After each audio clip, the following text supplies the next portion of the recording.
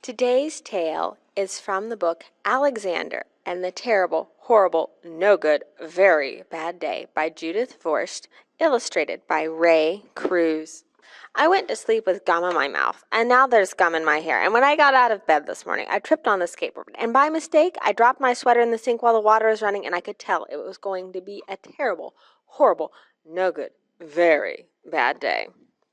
At breakfast, Anthony found a Corvette Stingray car kit in his breakfast cereal box, and Nick found a junior undercover agent code ring in his breakfast cereal box.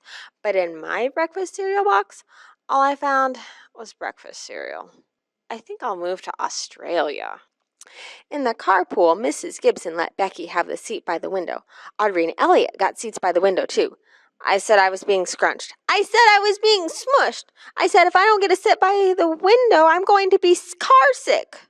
No one even answered. I could tell it was going to be a terrible, horrible, no good, very bad day.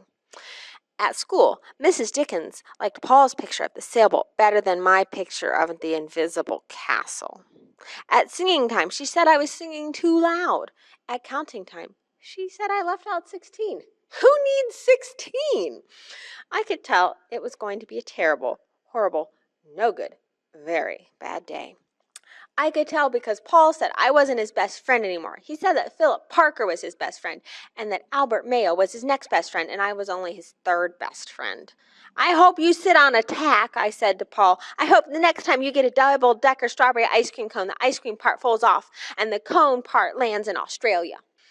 There were 2 cupcakes in Philip Parker's lunch bag, and Albert got a Hershey bar with almonds, and Paul's mother gave him a piece of Jelly Roll that had little coconut sprinkles on top. Guess his mother forgot to put in dessert. It was a terrible, horrible, no good, very bad day. That's what it was, because after school, my mom took us all to the dentist, and Dr. Fields found a cavity just in me. Come back next week and I'll fix it, said Dr. Fields. Next week, I said, I'm going to Australia.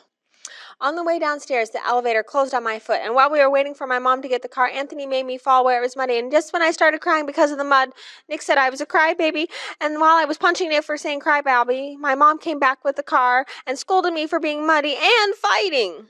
I am having a terrible, horrible, no good, very bad day, I told everybody. No one even answered. So then we went to the shoe store to buy some sneakers. Anthony chose white ones with blue stripes. Nick chose red ones with white stripes.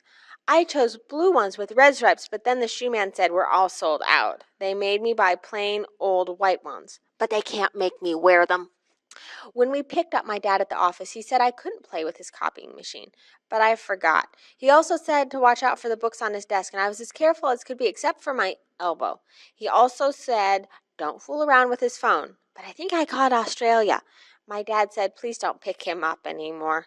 It was a terrible, horrible, no good, very bad day. There were lima beans for dinner, and I hate lima beans. There was kissing on TV, and I hate kissing. My bath was too hot. I got soap in my eyes. My marble went down the drain, and I had to wear my railroad train pajamas. I hate my railroad train pajamas. When I went to bed, Nick took back the pillow he said I could keep, and the Mickey Mouse nightlight burned out, and I bit my tongue. The cat wants to sleep with Anthony, not me. It had been a terrible, horrible, no good, very bad day. My mom says some days are like that, even in Australia. We hope you enjoyed this telephone tale today. Call again every week for a new story.